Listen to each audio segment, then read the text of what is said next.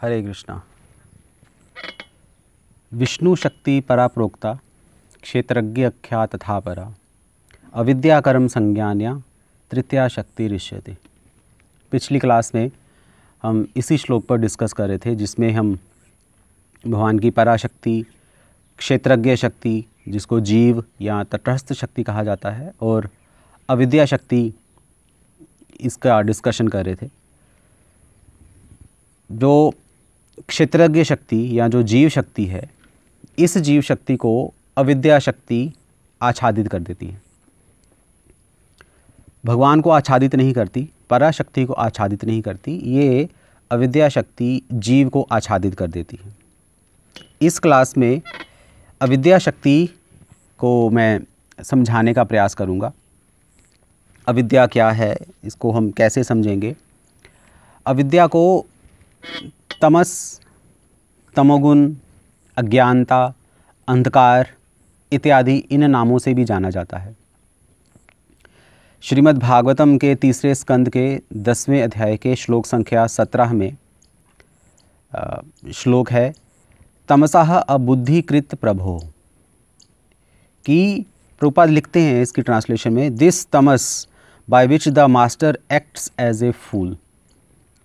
कि इस तमस से क्या होता है कि आत्मा एक ऐसे बिहेव करती है जैसे कि वो मूढ़ हो, बेवकूफ़ हो, क्योंकि जीव भगवान से स्वतंत्र होकर भोग करना चाहता है। इसलिए अविद्या शक्ति इसको, इसके वास्तविक ज्ञान को आच्छादित कर देती है। ये अविद्या शक्ति को एक रास्ता मिल जाता है कि किस तरीके से जीव को आच्छादित किया जाए। वो रास्ता क्या है? जीव की भोग वासना, या जीव की भोग करने की इच्छा को देखकर ही अविद्या शक्ति इसको आच्छादित कर देती है। कैसे करती है, इसका भी प्रभुपाद लिखते हैं भागवतम के तीसरे स्कंद के 30वें अध्याय के 4थे श्लोक में, कि अविद्या शक्ति के 2 कवरिंग हैं। ये 2 तरह से आच्छादित करती है, आवरणात्मिका और प्रक्षेपात्मिका। अभी आवरणात्मिका क्या है? आवरण का अर्थ होता है आवरण, एक कवरिंग, एक पर्दा। तो अविद्या शक्ति आवरणात्मिका से जीव पर स्थूल शरीर, ये जो जड़ शरीर है, इसका आवरण डाल देती है। और आवरण होने के बाद क्या होता है? जीव अपने आप को ये शरीर, ये जड़ शरीर ही मानना शुरू कर देता है। और इतना ही नहीं, इसमें ये संतुष्ट रहता है। हम अपनी पहचान फिर किससे देते हैं? अपने इस शरीर से। जैसे मैं स्त्री हूँ या मैं पुरुष हूँ, या हम अपनी पहचान अपने समाज से देंगे, हम जिस समाज में रहते हैं, अपने देश से देंगे या अपनी जाति से देंगे, क्योंकि हमारे ऊपर आवरणात्मिका का पर्दा चढ़ा हुआ है।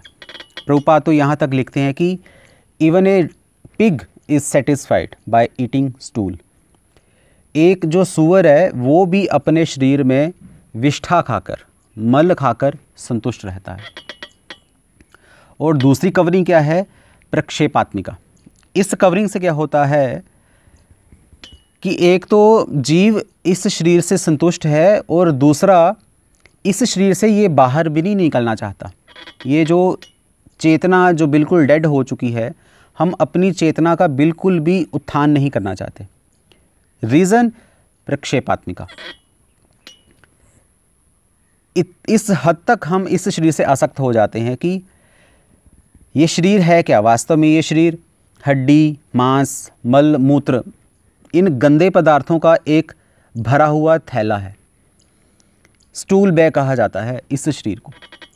पर हम क्या हैं? हम इसी स्टूल बैग से आसक्त हो जाते हैं। पूरा गंदगी भरी हुई है, पर हम आसक्त हैं इस शरीर से। इस शरीर को छोड़ना नहीं चाहते, इसी शरीर में ही रहना चाहते हैं। प्रक्षेप का एक अर्थ होता है खींचना या फेंकना। तो प्रभुपाद जी ऐसा लिखते हैं कि माया एक तो भक्ति के नियमों को पालन नहीं करने देगी, आपकी साधना को लूज़ करेगी, और अगर आप बाई चांस अपनी साधना को स्ट्रॉन्ग करने की कोशिश भी करोगे तो माया क्या करेगी? माया युक्त वैराग्य के नाम पर आपसे भोग करवाना शुरू कर देंगी। इतना आसान नहीं है माया को समझना। अगर इस माया को समझना चाहते हो तो साधु संग लेना पड़ेगा। साधु संग से ही माया को समझा जा सकता है। और श्रीमद् भागवतम तीसरे स्कंद के 10वें अध्याय के 17वें श्लोक में ही प्रभुपाद लिखते हैं लास्ट में कि अविद्या के कारण जीव 5 तरह की माया में फंस जाता है। वो क्या है? राग, द्वेष, अविद्या, अस्मिता, अभिनिवेश। अविद्या क्या है? ईश्वरो अहम अहम भोगी। जब हम स्वयं को ईश्वर मानते हैं, या जब हम ये कहें कि ईश्वर ही भोगी क्यों है, ईश्वर ही भोक्ता क्यों है, मुझे भी भोक्ता बनना है, तो ये इस मेंटालिटी को अविद्या मेंटालिटी कहा जाता है। ये कहाँ से आती है? अस्मिता से, अहंकार से। अस्मिता को मिथ्या अहंकार बोला जाता है। मिथ्या अहंकार क्या है?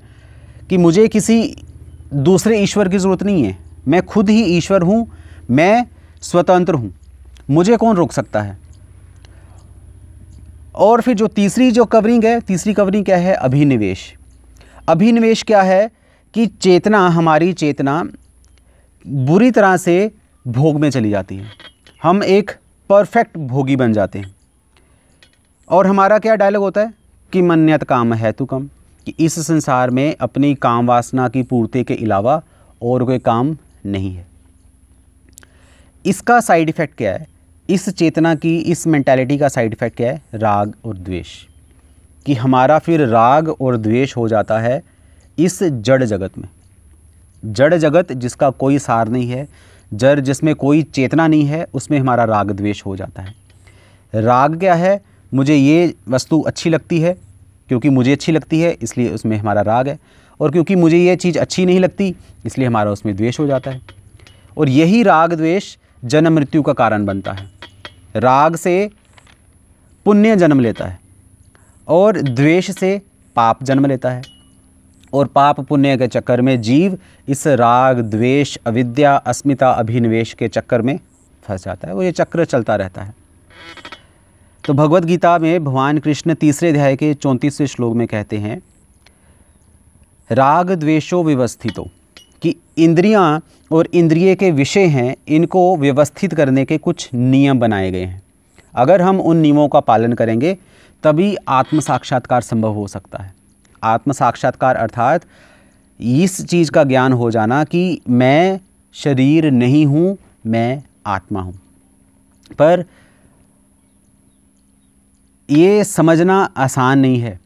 समझ ही नहीं आता कि मैं माया में हूँ। माया ऐसी ही है। माया आपको समझने ही नहीं देगी कि आप माया में हो या मैं माया में हूँ। यही इसका कार्य कौशल है। और नियम पालन करने के लिए तो भगवान कह ही रहे हैं। जब तक हम भगवान द्वारा बनाए नियम या भगवान के भक्तों द्वारा बनाए गए नियम वो पालन नहीं करेंगे, भगवान और भगवान के भक्तों के दिखाए रास्ते पर नहीं चलेंगे, तब तक इस माया को समझना और इस माया से मुक्त होना असंभव है। मम माया दुरुत्तया, भगवान की माया को पार करना असंभव है, नहीं कर सकते। हरे कृष्णा।